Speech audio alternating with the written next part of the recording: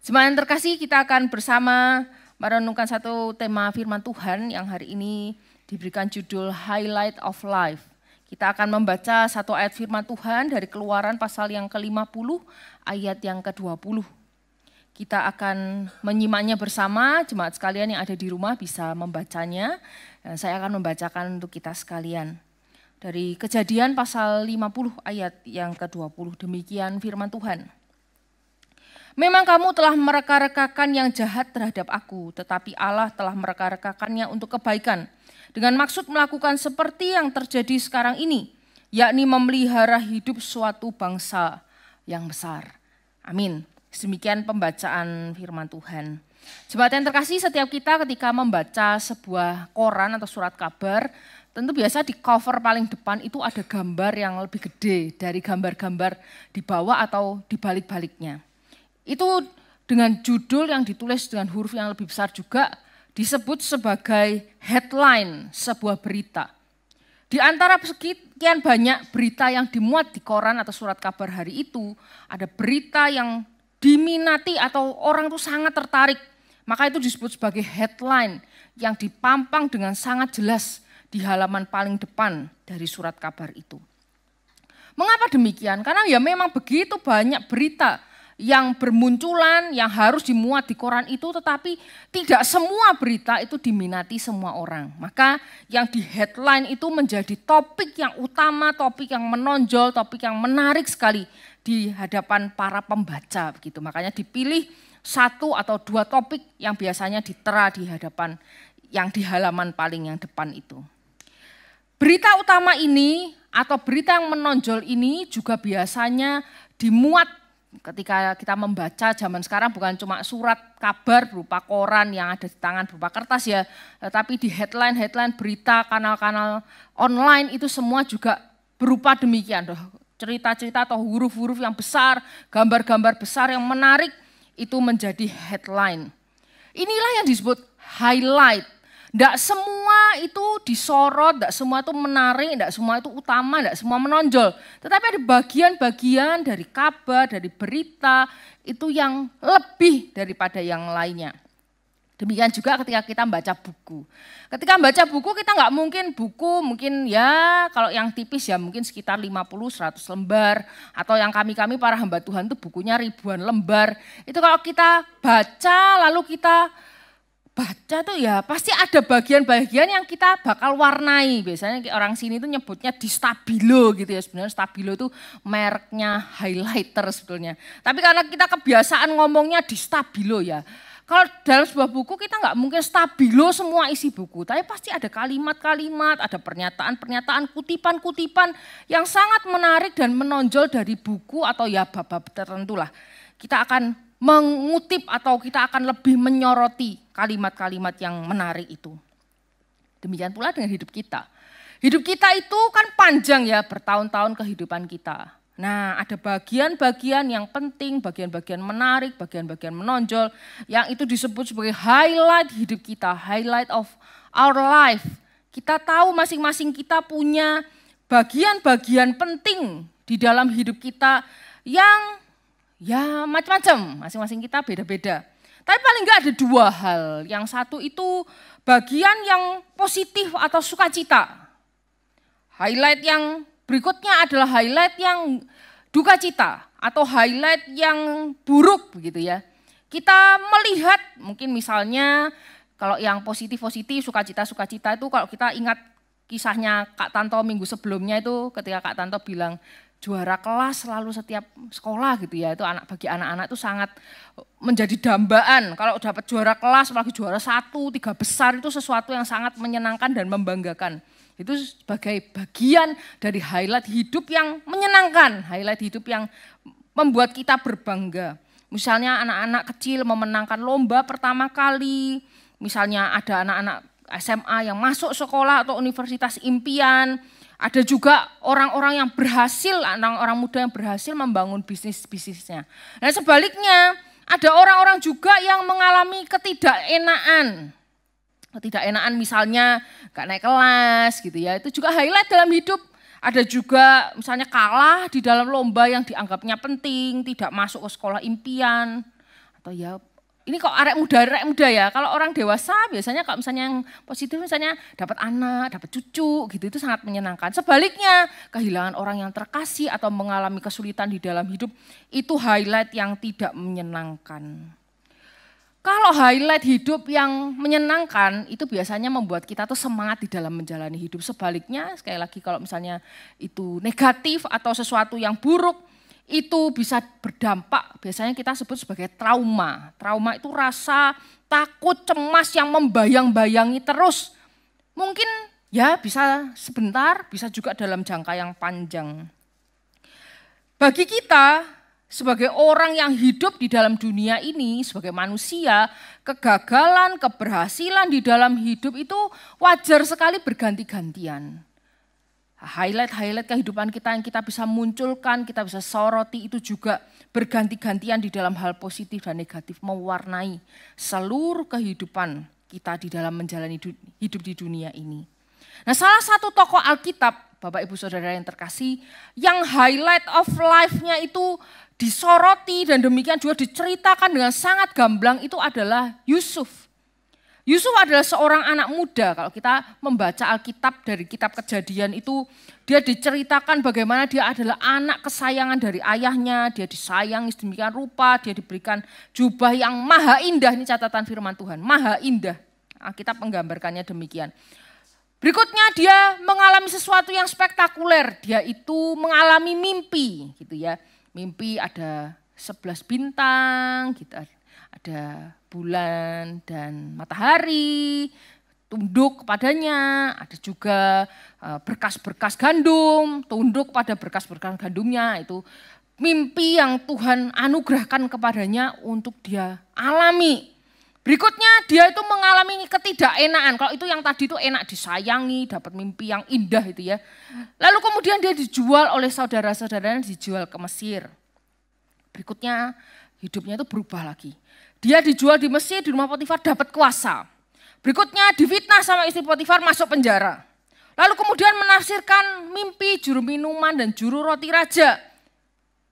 Dilupakan, lalu kemudian hari menafsirkan mimpi Firaun. Kemudian hari menjadi penguasa atas Mesir. Menikah dengan namanya Asnat. Lalu pada akhirnya bertemu dan reuni bersama saudara-saudara dan ayahnya. Memiliki anak dan seterusnya. Catatan Alkitab tentang Yusuf cukup baik dan banyak, cukup detail dan bisa kita amati bersama. Tapi di balik setiap poin highlight of life-nya Yusuf ada sebuah kalimat yang sangat indah. Di bagian-bagian yang tadi saya sudah sebutkan, ada kalimat begini, jemaat yang terkasih. Tetapi Tuhan menyertai Yusuf. Tuhan hadir di dalam setiap bagian poin highlight of life-nya Yusuf sebagai bagian dari rancangan Tuhan atas kehidupan Yusuf seperti yang tadi kita baca di dalam Kejadian 50 ayat yang 20. Tuhan itu mereka-rekakan yang baik bagi kehidupan Yusuf. Yusuf itu disertai oleh Tuhan. Alkitab mencatat beberapa kali kalimat ini yang menandakan bahwa penyertaan Tuhan dalam hidup Yusuf itu tidak hanya wacana, tetapi sungguh-sungguh terjadi dan memang betul dialami oleh Yusuf sendiri. Misalnya ayat 2, ayat 5, ayat 21 dan seterusnya. Peran penyertaan Tuhan dalam hidup Yusuf sangatlah penting dan sangat nyata. Demikian pula bagi setiap kita umat Tuhan, penyertaan Tuhan itu bisa kita rasakan dan itu hal yang paling penting ketika kita menjalani seluruh proses kehidupan kita dan perjalanan hidup kita di dalam dunia ini. Dan masing-masing pribadi kita juga seharusnya merasakan hal yang sama kayak Yusuf, disertai oleh Tuhan. Maka penyertaan Tuhan di tengah highlight of life-nya kita itu, jemaat yang terkasih. Enggak cuma highlight itu maksudnya enggak cuma yang penting, tapi dalam hal yang kecil-kecil pun penyertaan Tuhan itu yang pertama menguatkan kita di dalam menjalani hidup ini. Ya setiap orang ya kita yang di sini ini sekarang yang menjalani syuting hari ini tuh banyak anak mudanya. Termasuk anak muda, termasuk orang dewasa yang sudah senior. Bahkan anak-anak kecil pun secara wajar itu memang mengalami masa atau keadaan yang sulit itu ya wajar lah. Tapi reaksinya biasanya berbeda-beda. Ada yang model orangnya tuh cuek. Sesusah apapun hidupnya ya cuek aja, enggak masalah baginya, dijalani aja, easy going lah bahasanya kita sekarang. Ada yang ekstrim, satunya adalah putus asa, menyerah di dalam hidup. Dan ya dia hidup ya untuk ya cuman sekedar hidup aja, menjalani hari-harinya ya kosongan gitu aja ya. Apalagi kehidupan pribadi manusia ketika dia itu tidak dipenuhi kebutuhan-kebutuhan prinsip yang dia harusnya dia dapatkan. Sebenarnya Yusuf juga mengalaminya. Kalau kita ingat anak-anak muda yang kuliah itu biasanya di dalam ilmu psikologi itu ada diungkit tentang namanya itu Abraham Maslow. Dia itu bikin diagram kebutuhan manusia. Yang pertama ya kebutuhan dasar ya, sandang, pangan, papan yang kita tahu ya. Kemudian rasa aman, kemudian rasa disayangi, rasa dimiliki, rasa dihargai, kebutuhan juga untuk diaktualisasi diri, dihargai orang, dianggap orang sebagai puncak yang paling penting di dalam kepribadian seseorang. Tetapi bukankah Yusuf itu tidak mengalami semuanya ini? Dia itu awalnya sih memang punya rasa aman, disayangi, dia dicukupkan segala kebutuhannya, bahkan sandangnya itu bukan baju biasa tetapi dia punya baju yang maha indah, jubah itu yang dari ayah yang menyayanginya. Tapi kemudian bukankah dia kehilangan seluruh apa yang dia butuhkan? Demikian pula dengan kita, mungkin kita juga pernah mengalaminya. Kebutuhan-kebutuhan penting di dalam hidup kita itu seolah-olah kita rasa tidak ada dan tidak kita alami, kita tidak dapatkan dari kehidupan hari-hari kita. Padahal ngomong-ngomong kehidupan Yusuf, jemaat yang terkasih, dia itu adalah penggenapan janji Tuhan bagi ayahnya yaitu Yakub. Maka nggak heran kalau dia itu menjadi anak emas ya, anak emas bukan snack kita zaman dulu yang jajan itu ya, tapi anak emas itu anak kesayangan yang paling disayangi. Kenapa? Karena Yusuf itu lahir di masa tuanya Yakub, satu. Yang kedua dia lahir dari istri kesayangan Yakub yaitu Rahel. Kita sudah bisa bayangkan udah anak yang diharap-harapkan, sudah dijanjikan dari istri yang dikasihi. Kita tahu betapa bedanya perlakuan Yakub terhadap Yusuf dibanding dengan perlakuan Yakub terhadap anak-anaknya yang lain. Kita bisa membayangkannya bukan? Tapi kemudian hari si anak papi ini bukan anak mami ya, ini anak papi ini ya. Yusuf ini anak papi. Anak papi ini dijual menjadi budak belian. Dari anak kesayangan, anak emas ini tadi dengan jubah yang maha indah yang pasti mahal, nggak mungkin murah, apalagi hari-hari itu memang nggak ada warna-warna terang-terang seperti kita sekarang, nggak ada jubah-jubah yang indah, itu jarang sekali, hanya dimiliki oleh orang berduit, yang pasti mahal. Itu menjadi orang yang tidak dianggap, orang yang tidak berharga karena hanya dijual dan dihargai senilai budak. Bayangkan betapa susahnya atau kehilangannya Yusuf ini akan segala kebutuhan dasar kehidupannya. Tapi bukankah kalau kita pikir-pikir pengalaman Yusuf itu dikasih ayahnya tidak sebanding dengan pengalamannya dikasihi dan disertai sama Tuhan. Kita melihat dalam kisah perjalanan hidupnya dia itu dalam kondisi mencekam, dibuang di dalam sumur kering, dijual di Mesir. Itu sumur itu ada di daerah Dotan, jemaat yang terkasih. Itu jaraknya kurang lebih nih menurut catatan gitu ya. Catatan penafsir itu jarak Dotan ke Mesir itu sekitar 600 sampai 700 kilometer. Bahkan ada catatan tuh tulisannya malah 800 kira-kira, 800 bahkan 800 lebih kilometer. Kalau kita bandingkan dengan zaman sekarang itu Kediri Surabaya via tol itu jaraknya 130 kilometer. Kediri Jakarta cuma 711 kilometer. Kurang lebih perjalanan ditempuh dalam 14,5 jam. Dengan perjalanan darat mobil loh ya. Kalau perjalanan kaki saya iseng cek di Google Map ya, seandainya jalan melaku ini ya, melaku Kediri Jakarta itu bisa ditempuh dalam 156 jam. Ya tadi ya 711 km ya kurang lebih lah, ya segitulah ya. Perjalanannya 156 jam kalau dihitung itu kurang lebih 6,5 hari tapi non-stop. Nggak ada tuh berhenti di rest area, nggak bisa. Ya itu kalau terus itu 6,5 hari itu baru nyampe. Itu kalau jalanan datar seperti kita sekarang. Tetapi di zaman yang lampau itu jalanan tidak semulus sekarang. Maka kita bisa bayangkan betapa banyak itu perjalanan yang panjang yang harus ditempuh oleh Yusuf ketika dia berjalan dari Dotan ke negeri Mesir. Alkitab nggak catat sih bagaimana perasaan Yusuf saat itu.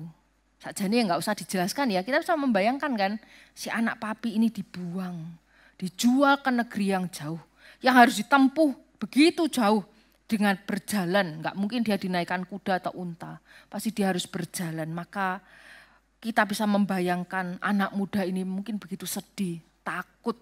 Dia begitu sakit hati, dia mungkin bingung dia harus kemana, ngadu sama siapa. Biasanya sama ayahnya dia ngadu, dia pasti akan dibela. Kemudian bahasanya juga mungkin beda dengan orang Mesir kan ya.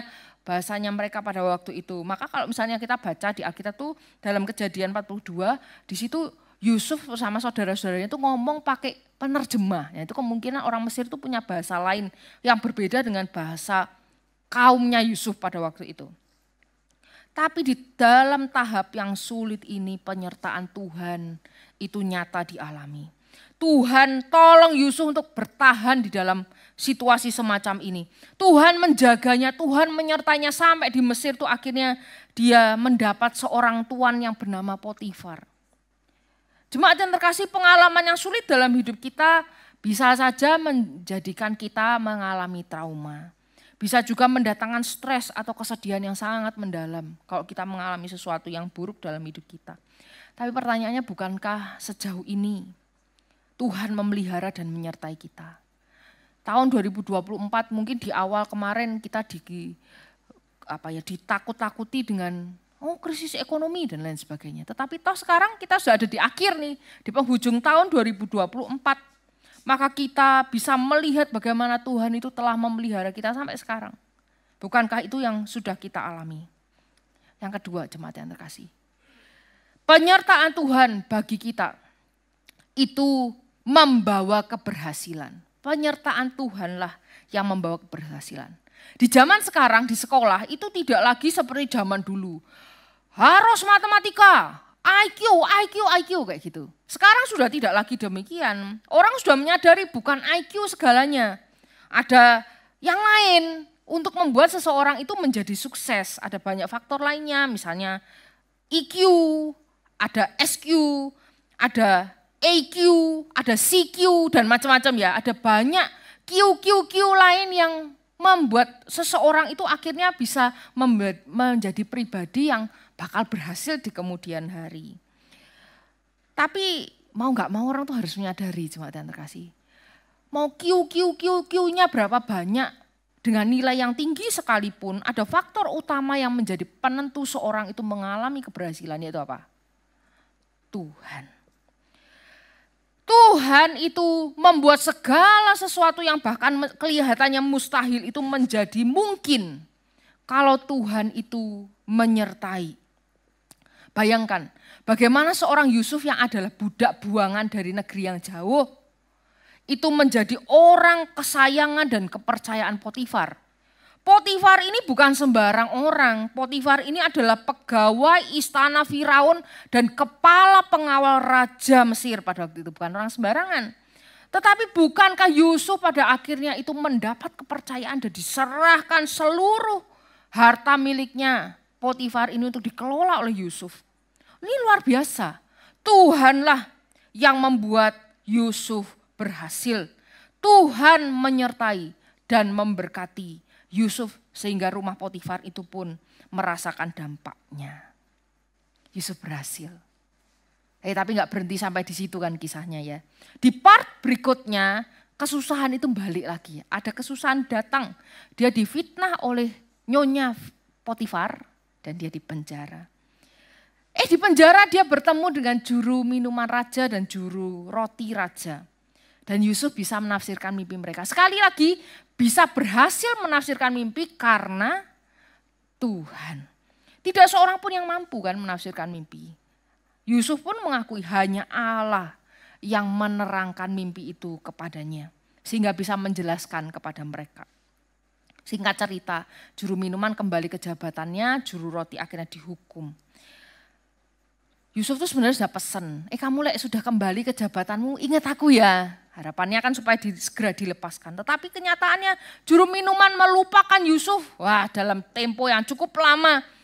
Tetapi Tuhan tetap menyertai Yusuf. Suatu saat gantian, yang mimpi bukan lagi orang-orang bawahan, tetapi Firaun sendiri. Firaun bermimpi, Tuhan menyertai Yusuf sehingga juru minuman itu ingat padanya. Dia ingat bahwa ada seorang yang di penjara itu mampu dan punya hikmat untuk mengartikan mimpi. Yang padahal Yusuf sudah kasih tahu, itu karena Allah. Maka setelah Firaun itu memanggil banyak ahli, orang-orang berilmu di Mesir, kata firman Tuhan sudah dipanggil semua. Tidak ada seorang pun yang dapat mengartikannya.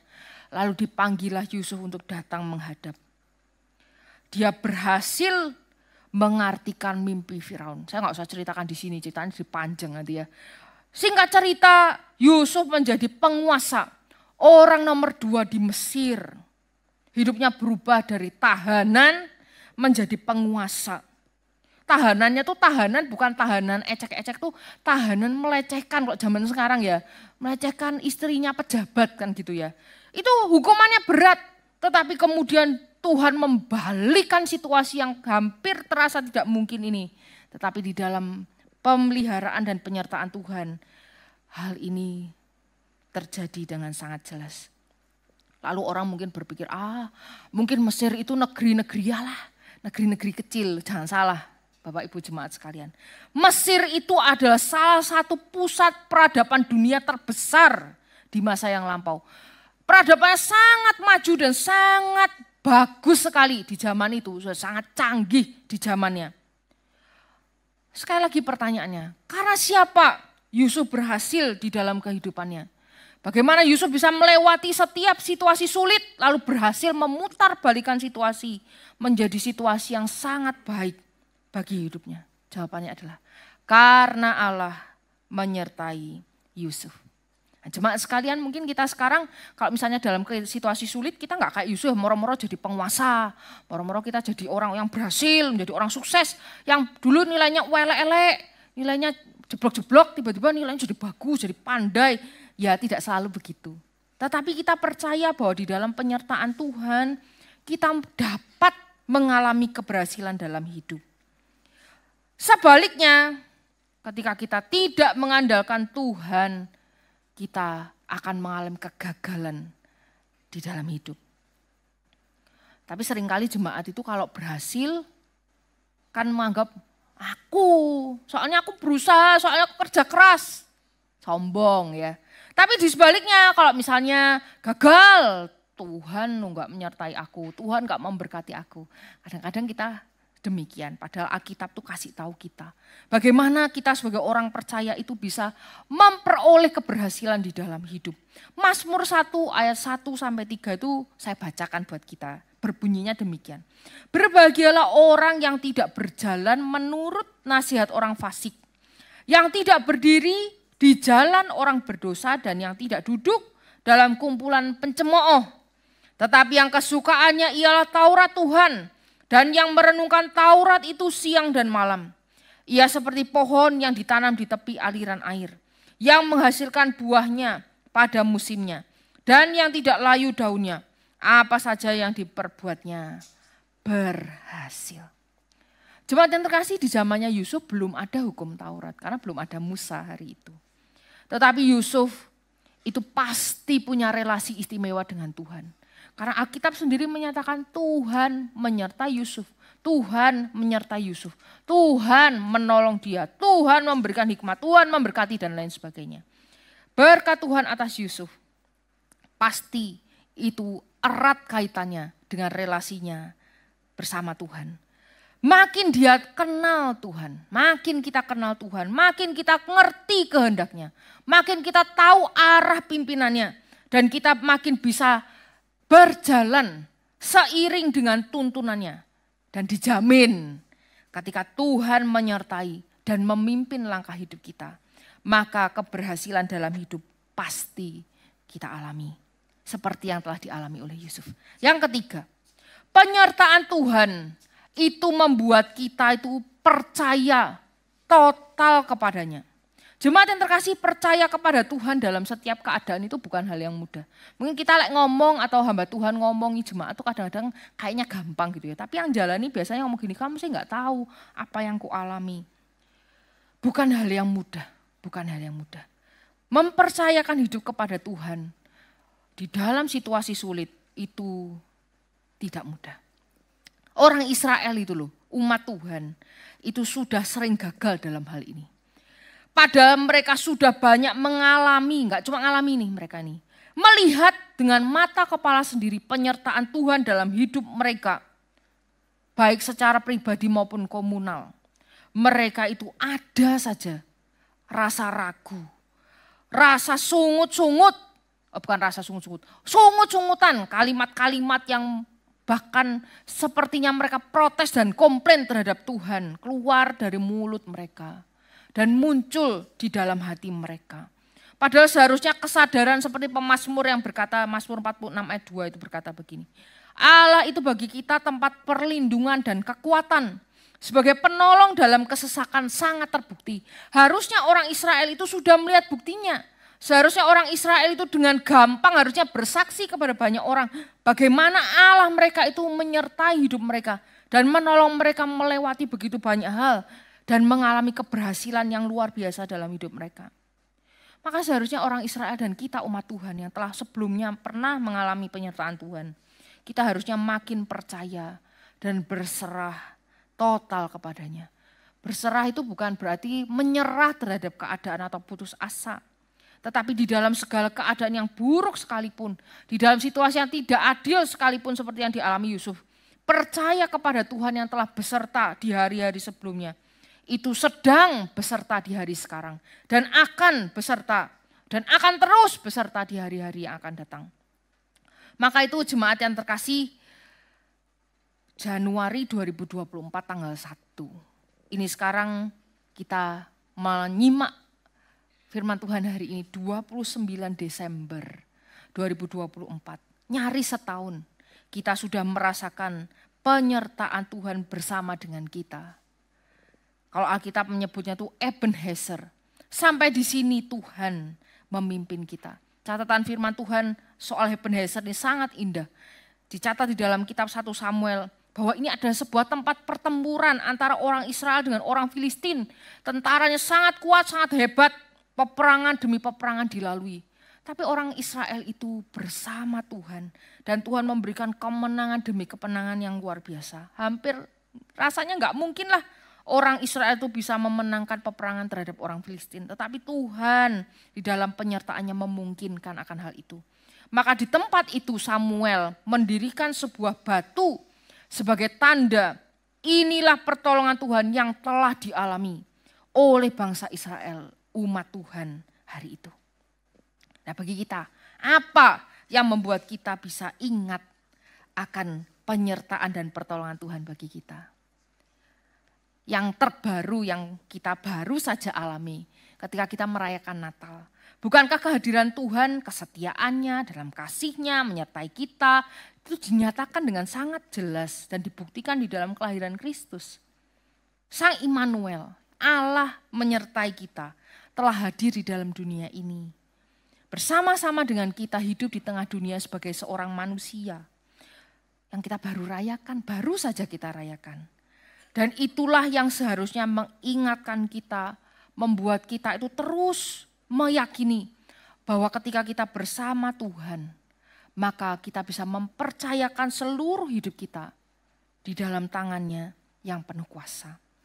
Jemaat sekalian, mari kita ingat-ingat apa yang membuat kita bisa mengingat, kita bisa menandai apa, bagaimana Tuhan itu menolong kita, memelihara, mengasihi kita. Mungkin ya ada orang itu ngomong gini, aku tuh ingat kebaikan dan penyertaan Tuhan itu ketika melihat bekas jahitan di badan. Kenapa? Dia mengingat bagaimana Tuhan itu menyertainya di meja operasi yang katanya dingin. Gitu ya. Tuhan menyertai dan itu melihat bekas operasi itu, dia merasakan penyertaan Tuhan. Ada orang yang mengingat penyertaan Tuhan itu ketika lihat foto. ketemu orang tertentu, melihat orang tertentu, mengingat bagaimana pengalaman dia bersama dengan Tuhan. Bagaimana dia, mungkin ada orang yang lihat rumahnya, lihat apa, dia ingat bagaimana pengalamannya bersama dengan Tuhan. Kalau kita apa? Pasti ada hal yang membuat kita tuh mengingat kebaikan Tuhan di dalam hidup kita.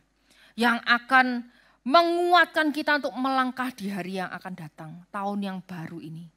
Flashback ke belakang untuk mengingat, membuka, ngecek kembali apa yang Tuhan telah lakukan di dalam momen-momen kehidupan kita. Di dalam setiap bagian poin highlight of life kita. Dan mari kita mensyukuri untuk setiap penyertaan Tuhan bagi hidup kita anak-anaknya. Dan selamat melangkah di dalam tahun yang baru bersama dengan Tuhan. Dan sekali lagi, syukurilah di tahun-tahun yang sebelumnya. Khususnya di dalam tahun ini 2024, Tuhan telah beserta dengan kita. Jemaat yang terkasih, tahun 2024 itu memang tidak semuanya berjalan mulus.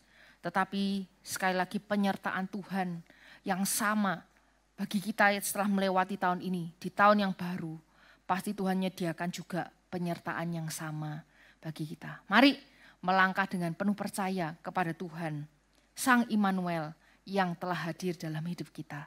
Menjadi Tuhan, menjadi sahabat, menjadi juru selamat. Dan Dia yang terpenting dalam hidup kita, yang terutama, yang membuat kita bisa mengalami segala hal kebaikan dan keberhasilan di dalam hidup ini. Mari kita tundukkan kepala, kita berdoa.